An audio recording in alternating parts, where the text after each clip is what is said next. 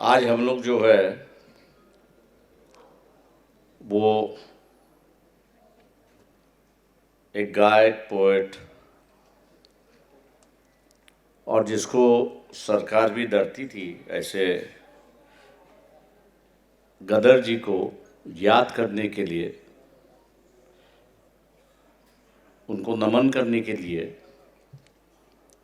आज हम लोग उपस्थित है। मैं अपनी तरफ से उनको नमन करता हूँ और मंच पर बैठे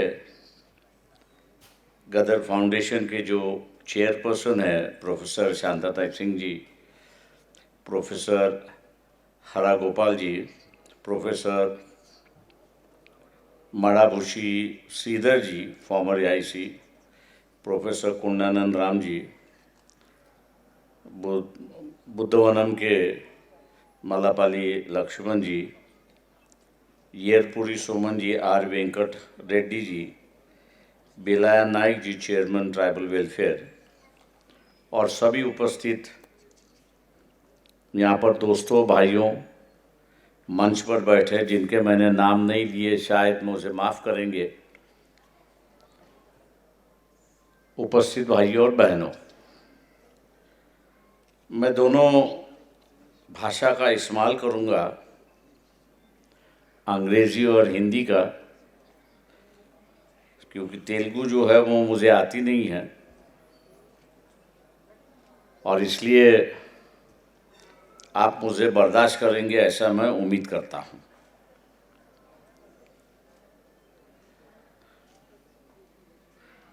मैं हमेशा एक चीज़ मानता हूँ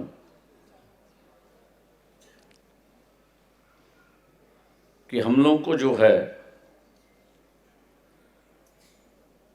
वो एक जगह बैठना, एक जगह फंसना और एक जगह रुकना ये सही नहीं होता है। We have always to see that we move on constantly. Gadar, to his songs, to his poetry, he gave inspiration.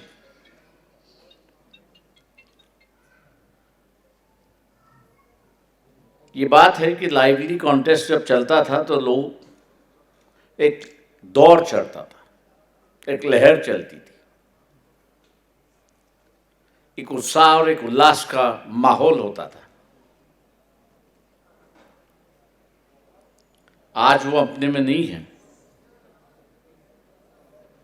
लेकिन उनकी यादें, उनके विचार,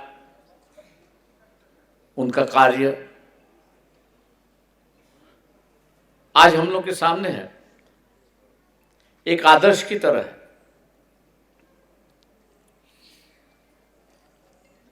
और मैं मानता हूं कि इसी आदर्श को, इसी उद्देश्य को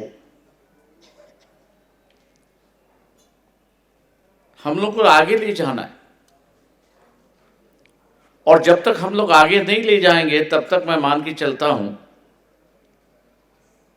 कि हम लोग अपने आप को बचा नहीं पाएंगे।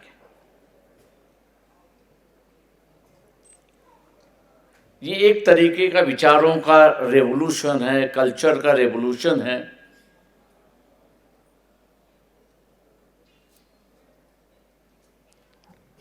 जिसका बाबा साहब ने जिक्र किया और कहा था रेवोल्यूशन काउंटर रेवोल्यूशन में कि इस देश में आने वाले सदियों तक एक संघर्ष जारी रहेगा।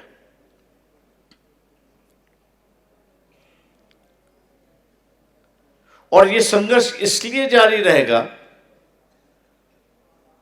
कि कुछ लोगों को अधिकार धर्म के माध्यम से परंपरा ने दी, व्यवस्था ने दी, और कई लोग जो है उनको वो अधिकार नहीं था, इसलिए वो लड़ते रहेंगे उस अधिकार के लिए।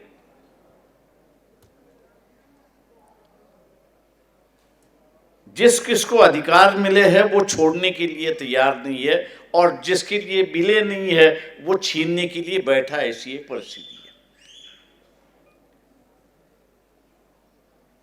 ये संघर्ष है। मैं जब पढ़े लिखे लोगों की तरफ देखता हूं तो शायद मुझे दुख होता है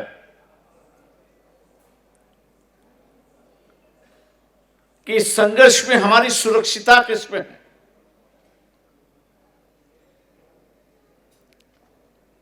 इस संघर्ष में हम लोग की सुरक्षितता किस व्यवस्था में है।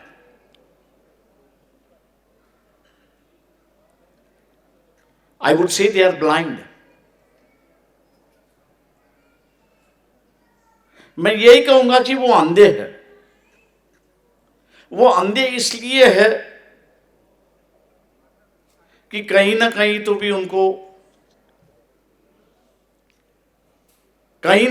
भी उनको जो है सर्विस लग गई। 24-25 साल में सर्विस लग गई। 58 साल तक वो सर्विस में रहेंगे। अच्छी जिंदगी के तो कोई कार्रवाई नहीं होगी, और ये 30-35 साल जो है उनको तनख्वाह मिलती रहेगी।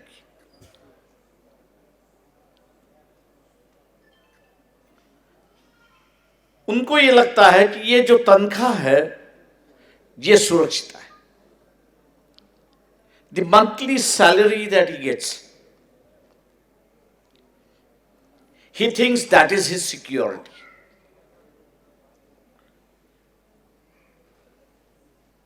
हाँ, एक तरीके से वो सिक्योरिटी है, क्योंकि आप जब तक सर्विस में है तब तक पेट भर खा सकते हो। लेकिन मैं मान के चलता हूं कि रिटायरमेंट के बाद क्या है। सिर्फ सवाल रिटायरमेंट के बाद का नहीं है, अगले जनरेशन्स का भी है। पहले जनरेशन लड़ा, उसने आंदोलन किए और उसने एक सुरक्षित व्यवस्था आपके लिए बनाई।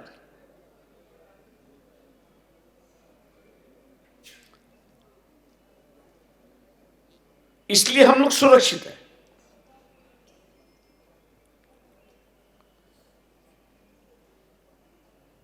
और यही सुरक्षित व्यवस्था अगली जनरेशन को है मिलते हुए दिखाई नहीं देती।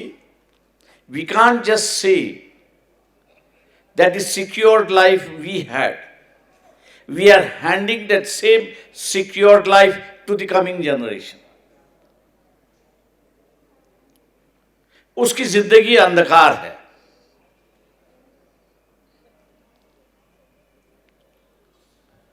नई नई टेक्नोलॉजी आना शुरुआत हुई है।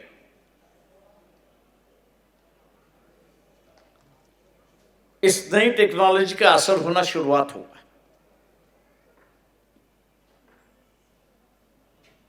समाज की व्यवस्था पर उसका असर होगा।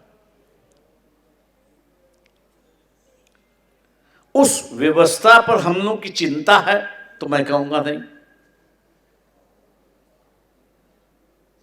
हम चिंतित है तो मैं कहूंगा कि वी आर चिंतित नहीं है। Are we serious if we say we are not serious? Are we aware of it? If I ask, I will say, though we are not aware of it. Do we want to get aware of it? I will say, though we are not getting aware of it. जीना है इसलिए हम लोग जीते, ऐसी एक परिस्थिति है। Security does not lie.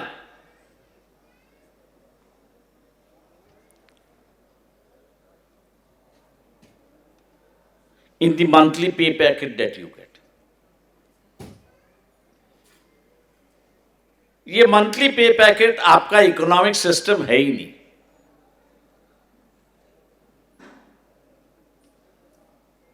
आप अपना लेबर देते हो, उस लेबर की कीमत आपको मिलती है, और जब तक आप दे सकते तब तक है, और वही 58 के बाद उसको खत्म किया जाता है। लेकिन उसके बाद भी क्या,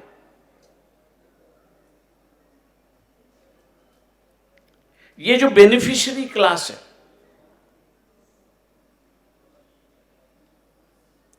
मैं इस बेनिफिशियरी क्लास से 1990 से कई बार कोशिश की कि इनसे बात करें।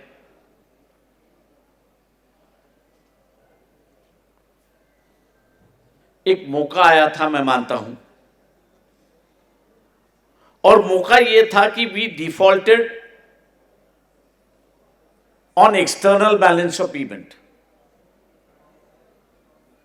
जो अर्थ के विद्यार्थी है उनको इसका पता होगा कि चंद्रशेखर प्राइम मिनिस्टर जब थे तब तक हम लोग जो है वो एक्सटर्नल बैलेंस ऑफ पेमेंट पर डिफॉल्ट हो गए, और भारत का सोना जो है लंदन के बैंकों में रखा गया और वहां से पैसे उठा के हम लोग ने दे दिए। मैंने इन्हीं पढ़े लिखे लोगों से कहा, एक मौका अपने पास आया कि उसी वक्त प्राइवेटाइजेशन का दौर चल रहा था 1990 में,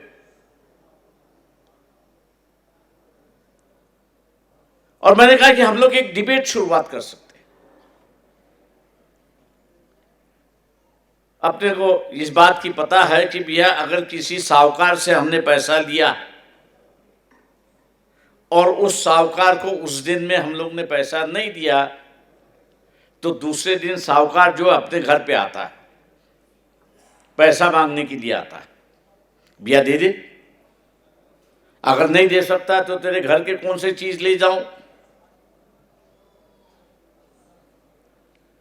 बड़ी आवाज में वो कैसे कहता है।